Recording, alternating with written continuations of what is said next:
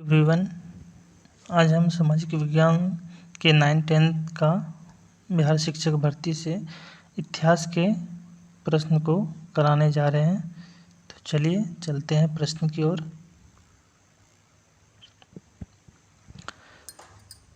Model set पहला लेकर आए हैं और पहला मॉडल सेट में आपका पहला क्वेश्चन है इतिहास के। कह रहा है कि वर्ष 1632 में बिहार के पटना शहर में कौन सी कंपनी ने अपनी फैक्ट्री स्थापित की थी।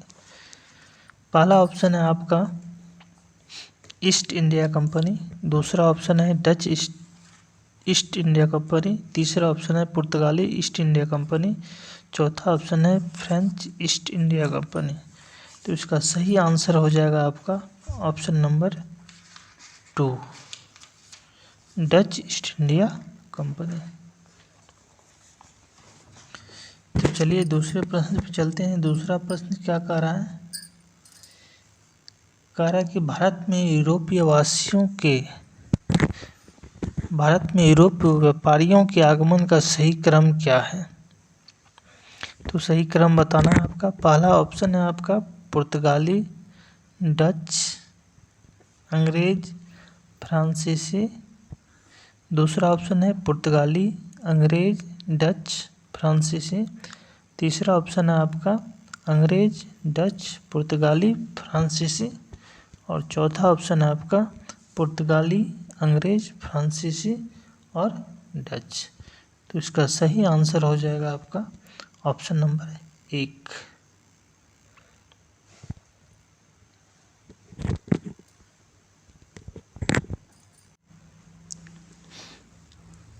तीसरा प्रश्न आपका गदर पार्टी के संस्थापक थे।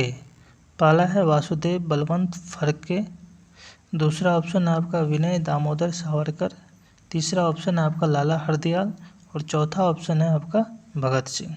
तो इसका सही आंसर हो जाएगा आपका ऑप्शन नंबर 3, लाला हरदयाल। चौथे प्रश्न पर चलते हैं। चौथा प्रश्न कह रहा है कि अघोम वर्ष किस वंश का शासक था। पहला ऑप्शन है आपका राष्ट्रकूट वंश, दूसरा ऑप्शन है पल्लव राजवंश, तीसरा ऑप्शन है चंदेल राजवंश और चौथा ऑप्शन है परमार राजवंश। तो इसका सही आंसर हो जाएगा आपका ऑप्शन नंबर 1, राष्ट्रकूट राजवंश। पांचवें प्रश्न पर चलते हैं। पांचवा प्रश्न क्या कर रहा है? जलियांवाला हत्याकांड की जांच के लिए बनाई गई समिति का नाम था। पहला ऑप्शन है आपका साइमन कमीशन, दूसरा ऑप्शन है हंटर कमीशन, तीसरा ऑप्शन है रेमंड कमीशन, तीसरा ऑप्शन है लिन लिंगथो कमीशन। तो इसका सही आंसर हो जाएगा आपका ऑप्शन नंबर 2, हंटर कमीशन। चलिए छठे प्रश्न पर चलते हैं। छठा प्रश्न क्या कह रहा है? भारत छोड़ो आंदोलन 1942 के किस महीने में आरंभ हुआ था। पहला ऑप्शन है जनवरी में, दूसरा ऑप्शन है जुलाई में, तीसरा ऑप्शन है अगस्त में और चौथा ऑप्शन है आपका दिसंबर में। तो इसका सही आंसर हो जाएगा आपका ऑप्शन नंबर 3, अगस्त में। चलिए सातवें प्रश्न चलते हैं। सातवां प्रश्न क्या कह रहा है? मूर्ति कला की गांधार शैली किसका मिश्रण था। पहला ऑप्शन है भारतीय और यूनानी शैलियों का, दूसरा ऑप्शन है भारतीय और फारसी शैली, तीसरा ऑप्शन है आपका मूल रूप से विशुद्ध भारतीय थे, चौथा ऑप्शन है भारतीय और दक्षिण पूर्व एशियाई शैली। तो इसका सही आंसर हो जाएगा आपका ऑप्शन नंबर 1, भारतीय और यूनानी शैली का। चलिए आठवें प्रश्न पर चलते हैं। आठवां प्रश्न क्या कर रहा है? सर टॉमस रो ने किस मुगल सम्राट से भारत में व्यापार करने की अनुमति प्राप्त की थी। पहला ऑप्शन है अकबर से, दूसरा जहांगीर से, तीसरा शाहजहां से और चौथा औरंगजेब से। इसका सही आंसर हो जाएगा आपका ऑप्शन नंबर 2, जहांगीर से। चलिए 9वें प्रश्न पर चलते हैं। 9वें प्रश्न में कह रहा है कि शिवाजी के मंत्रिमंडल अष्टप्रधान की एक विशेषता थी। इसके पहला ऑप्शन है इसके सभी मंत्री ब्राह्मण होते थे, इसके 7 दूसरा ऑप्शन है इसके 7 मंत्री ब्राह्मण होते थे। तीसरा ऑप्शन है इसका सिर्फ एक मंत्री ब्राह्मण होता था। और चौथा ऑप्शन है इसमें जातिगत कोई बाध्यता नहीं थी।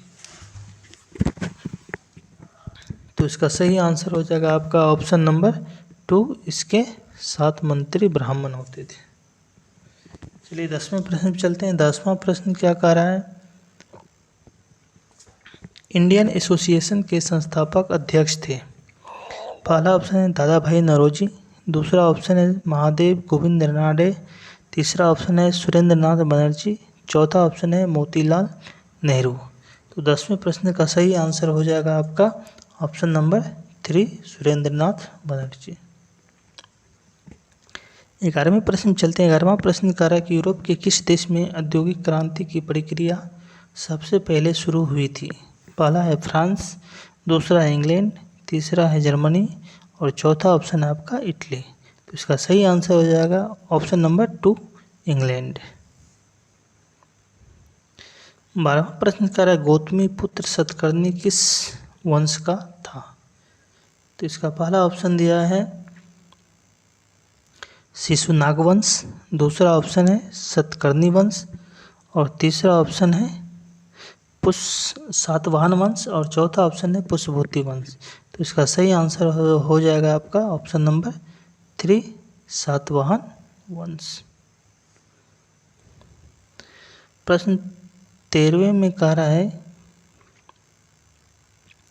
आगरा शहर का निर्माण करवाया था। पहला ऑप्शन है कुतुबुद्दीन ऐबक, दूसरा ऑप्शन है राजिया सुल्तान और तीसरा ऑप्शन है सिकंदर लोदी और चौथा ऑप्शन है शाहजहां। तो इसका सही आंसर हो जाएगा आपका ऑप्शन नंबर 3, सिकंदर लोदी। 14वें प्रश्न चलते हैं। 14वां प्रश्न कह रहा है कि 1857 ईस्वी के विद्रोह ने बिहार के कई नगरों को प्रभावित किया। बिहार के विभिन्न नगरों में विद्रोह के विस्फोट का सही क्रम निम्नलिखित में से है। पहला ऑप्शन है रोहिणी, पटना, मुजफ्फरपुर, जगदीशपुर। दूसरा ऑप्शन है रोहिणी, पटना, मुजफ्फरपुर, जगदीशपुर। यहाँ दोस्तों यहाँ थोड़ा सा मिसप्रिंट हो गया है, सेम ऑप्शन यहाँ पे दे दिया गया है। तो तीसरा ऑप्शन है आपका मुजफ्फरपुर, पटना, जगदीशपुर, रोहिणी। चौथा ऑप्शन है जगदीशपुर, पटना, रोहिणी, मुजफ्फरपुर। तो इसका सही आंसर आप ऑप्शन नंबर 1 टिक कर सकते हैं, रोहिणी, इसके बाद पटना, इसके बाद मुजफ्फरपुर, इसके बाद जगदीशपुर। चलिए 15वें क्वेश्चन पे चलते हैं। 15वां प्रश्न कह रहा है कि किस गवर्नर जनरल के शासन के दौरान सती प्रथा को अवैध घोषित किया गया था। तो पहला ऑप्शन है आपका विलियम बेंटिंग, दूसरा ऑप्शन है लॉर्ड डलहौजी, तीसरा ऑप्शन है लॉर्ड कैनिंग, चौथा ऑप्शन है कॉर्नवालिस। इसका सही आंसर हो जाएगा आपका विलियम बेंटिंग, ऑप्शन नंबर 1। 16वें प्रश्न में कह रहा है कि आपका सूची 1 में दिए गए तीर्थयात्रियों का मिलान सूची 2 में दिए गए राजवंशों से कीजिए और नीचे दिए गए कूट से सही उत्तर चुनिए। इसे पहला में दिया है ए नंबर में मैगनीज किसके शासनकाल में आया था। ये मैसे आया था मोरवंश के शासनकाल में। दूसरा है फायान आया था गुप्त वंश के राज शासनकाल में। और हैंसांग आया था पुष्यभूति राजवंश का। तो इसका सही आंसर क्या हो जाएगा आपका 1 का 2, 1 का 2, 2 का 3 और 3 का 1, ऑप्शन नंबर 4। चलिए 17वें प्रश्न पे चलते हैं। 17वां प्रश्न कह रहा है आपका निम्नलिखित में से सत्य कथन को चुनिए। पहला ऑप्शन है बुद्ध और महावीर दोनों ही परमात्मा के अस्तित्व में विश्वास करते थे। दूसरा ऑप्शन है बुद्ध और महावीर दोनों ही आत्मा के अस्तित्व में विश्वास करते थे। तीसरा ऑप्शन है बुद्ध और महावीर दोनों ही पूजा अर्चना के पक्षधर थे। और चौथा ऑप्शन है बुद्ध और महावीर दोनों ही कर्मवाद के समर्थक थे। तो इसका सही आंसर हो जाएगा आपका ऑप्शन नंबर 4, बुद्ध और महावीर दोनों ही कर्मवाद के समर्थक थे। चलिए 18वें प्रश्न चलता है। 18वां प्रश्न कह रहा है कि मास्टर दा के नाम से विख्यात स्वतंत्रता सेनानी का मूल नाम था। पहला है जतिन मोहन सेन, दूसरा है सूर्य सेन, तीसरा है रास बिहारी बोस और चौथा ऑप्शन है आपका दीनबंधु मित्र। तो इसका सही आंसर हो जाएगा आपका ऑप्शन नंबर 2 सूर्य सेन। 19वें प्रश्न में कह रहा है कि 13 वर्ष की अल्प आयु में राजगद्दी पर बैठने वाले शासक का नाम था। पहला ऑप्शन है समुद्रगुप्त, दूसरा है हर्षवर्धन, तीसरा है अकबर और चौथा है जहांगीर। तो आपका सही आंसर हो जाएगा ऑप्शन नंबर 3 अकबर।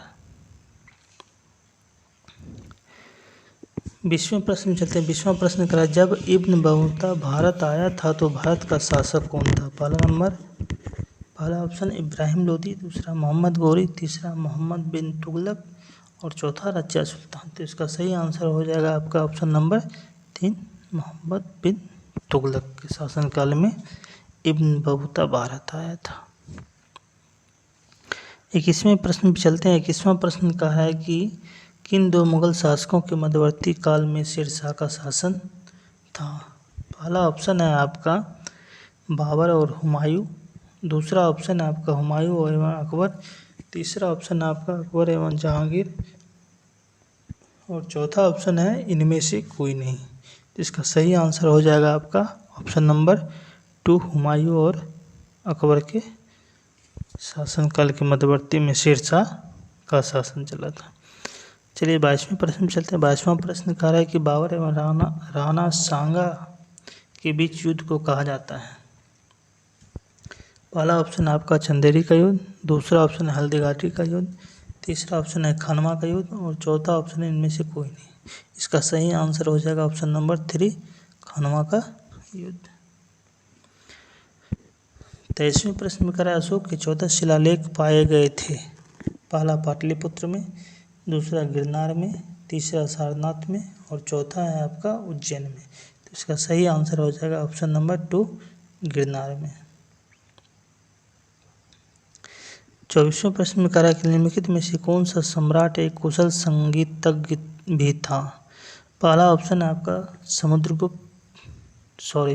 पहला ऑप्शन है आपका चंद्रगुप्त प्रथम, दूसरा ऑप्शन है चंद्रगुप्त विक्रमादित्य, तीसरा ऑप्शन है समुद्रगुप्त और चौथा ऑप्शन है आपका अकबर।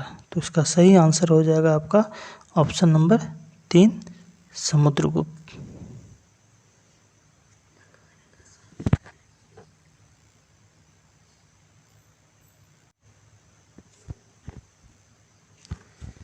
पच्चीसवें प्रश्न चलते हैं। 25वां प्रश्न कह रहा है आपका निम्नलिखित राजवंशों को सही कालक्रम में सजाइए। सातवाहन वंश, मौर्य वंश, कुषाण वंश और गुप्त वंश।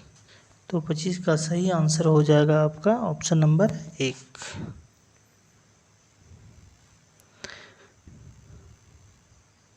वो पहले है मौर्य वंश, इसके बाद कुषाण वंश, इसके बाद और सातवाहन वंश, इसके बाद गुप्त वंश। तो चलिए हिस्ट्री का 25 क्वेश्चन आज हो गया। वीडियो को यहीं पे समाप्त करते हैं। धन्यवाद।